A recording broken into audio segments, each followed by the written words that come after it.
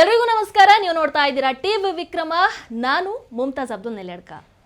ವೀಕ್ಷಕರೇ, ಬಹಳ ದೊಡ್ಡ ಬೆಳವಣಿಗೆ ಅನ್ನೋ ಹಾಗೆ ಮೋದಿ ಸರ್ಕಾರ ಆಗಸ್ಟ್ 16ರಿಂದ 18ರವರೆಗೆ 3 ದಿನಗಳ ವಿಶೇಷ ಸಂಸತ್ ಅಧಿವೇಶನವನ್ನು ನಡೆಸೋದಕ್ಕೆ ಪ್ರಸ್ತಾವನೆಯನ್ನು ಸಲ್ಲಿಸಿದ್ಯಂತೆ.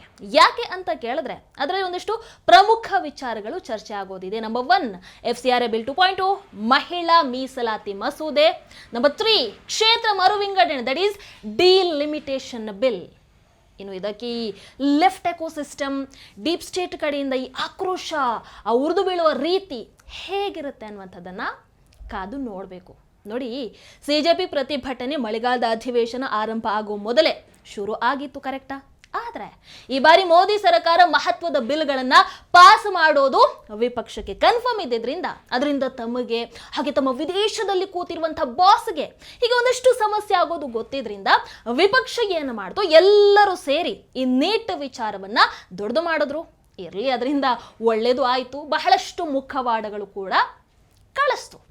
ಆದರೆ ಬಹಳ ಇಂಟ್ರೆಸ್ಟಿಂಗ್ ಅನ್ನೋ ಹಾಗೆ ಮೋದಿ ಸರ್ಕಾರ FCRA ಕಾಯ್ದೆಯ ನಿಯಮಗಳನ್ನು ಇನ್ನಷ್ಟು ಕಠಿಣಗೊಳಿಸೋದಕ್ಕೆ ಸಿದ್ಧತೆ ನಡೆಸ್ತಾ ಇರುವಂತಹ ಸಂದರ್ಭದಲ್ಲಿ ಆಗಸ್ಟ್ 4ನೇ ತಾರೀಕು ಅಮೆರಿಕದ ಕಾಂಗ್ರೆಸ್ ಸದಸ್ಯ ರೆಲ್ಲಿ ಎಂ ಮೂರ್ ಈ ತಿದ್ದುಪಡಿಗೆ ಡೈರೆಕ್ಟ್ ಆಗಿ ವಿರೋಧವನ್ನ ವ್ಯಕ್ತಪಡಿಸಿ ಒಂದು ಟ್ವೀಟ್ ಅನ್ನ ಮಾಡ್ತಾರೆ.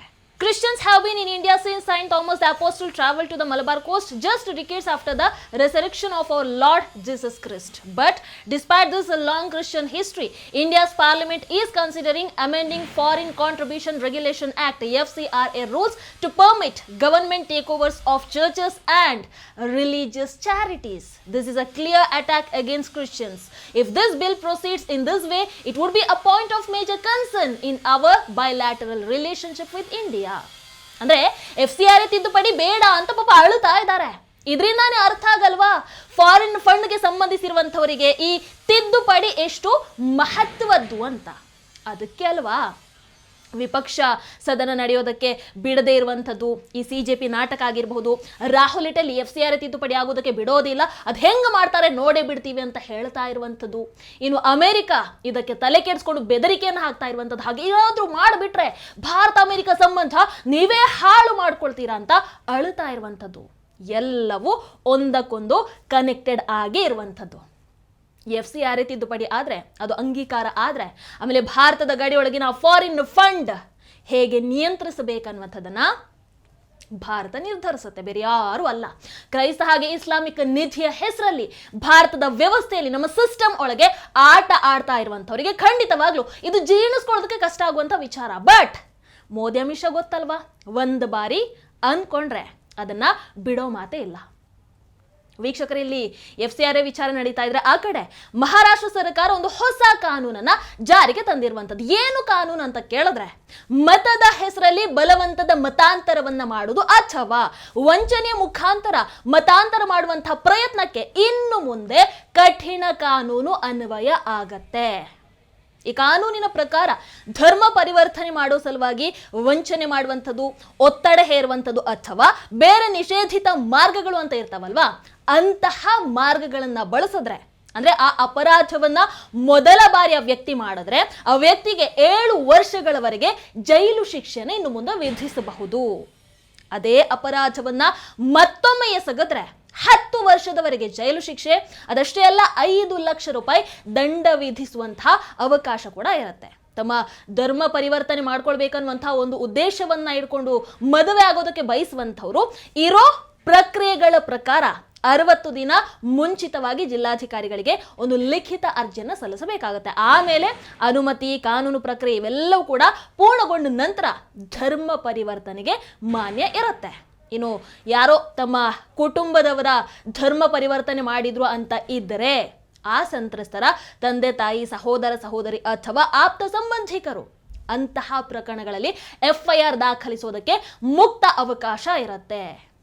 ಇನ್ನು ಯಾವುದೇ ಸಂಸ್ಥೆ ಈ ಅಕ್ರಮ ಧರ್ಮ ಪರಿವರ್ತನೆಯಲ್ಲಿ ಭಾಗಿ ಆಗಿರೋದು ಸಾಬೀತಾದ್ರೆ ಆ ಸಂಸ್ಥೆಯ ವಿರುದ್ಧ ಕಾನೂನು ಕ್ರಮವನ್ನ ಕೈಗೊಳ್ಳೋದು ಮಾತ್ರ ಅಲ್ಲ, ಅದನ್ನು ನಿಷೇಧಿಸೋ ಎಲ್ಲ ಅವಕಾಶ ಕೂಡ ಈ ಕಾನೂನಲ್ಲಿ ಇರುತ್ತೆ. ಈ ಕಾನೂನು 2026ರ ಜುಲೈ 30ರಿಂದ ಮಹಾರಾಷ್ಟ್ರದಾದ್ಯಂತ ಈಗ ಜಾರಿಗೆ ಬಂದಿರುವಂಥದ್ದು. ಮಹಾರಾಷ್ಟ್ರ ಸರ್ಕಾರ ಇಟ್ಟಿರುವಂತಹ ಈ ಮಹತ್ವದ ಹೆಜ್ಜೆಗೆ ಬಹಳಷ್ಟು ವಿರೋಧಗಳು ಕೂಡ ವ್ಯಕ್ತ ಆಗ್ತಾ ಇದೆ. ಬಟ್ ಯಾಕೆ ವಿರೋಧ ಮಾಡ್ತಾ ಇದ್ದಾರೆ?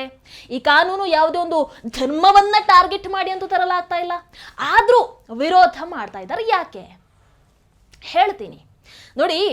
ಮಹಾರಾಷ್ಟ್ರದಲ್ಲಿ ಈ ಬಲವಂತದ ಮತಾಂತರ, ಆಮಿಷ ಒಡ್ಡಿ ಮತಾಂತರವನ್ನು ಮಾಡುವಂಥದ್ದು, ಈ ವಂಚನೆಯ ಮೂಲಕ ಮತಾಂತರ ಮಾಡುವಂಥದ್ದು, ಅಥವಾ ಒಬ್ಬ ವ್ಯಕ್ತಿಯ ಅಸಹಾಯಕ ಪರಿಸ್ಥಿತಿಯನ್ನ ದುರುಪಯೋಗ ಪಡಿಸ್ಕೊಂಡು, ಗೊತ್ತಲ್ವ ನಿಮಗೆ, ನೋಡಿ ನಿಮಗೆ ಕಷ್ಟ ಇದೆ, ನಮ್ಮ ಮತಕ್ಕೆ ಬಂದು ಬಿಟ್ರೆ ಎಲ್ಲ ಸರಿಯಾಗುತ್ತೆ ಅನ್ನೋ ಥರ ಈ ಎಮೋಷನಲ್ ಬ್ಲ್ಯಾಕ್ ಮೇಲ್ ಮಾಡುವಂಥದ್ದು, ಕೊನೆಗೆ ಅದಕ್ಕೆ ಪೂರಕವಾದಂತಹ ವಾತಾವರಣವನ್ನು ನಿರ್ಮಾಣ ಮಾಡಿ ಅವರನ್ನು ನಂಬಿಸಿಬಿಡುವಂಥದ್ದು, ಇಂಥವೆಲ್ಲ ನಡೀತಾ ಇರುತ್ತೆ, ಕೇಳಿರ್ತೀರಾ. ಸೊ ಇಂತಹ ಬೇರೆ ಬೇರೆ ರೀತಿಯಾದಂತಹ ಧರ್ಮ ಪರಿವರ್ತನೆ ಬಗ್ಗೆ ದೂರು ಸರ್ಕಾರಕ್ಕೆ ಬಹಳಷ್ಟು ಬರ್ತಾ ಇದ್ದವು.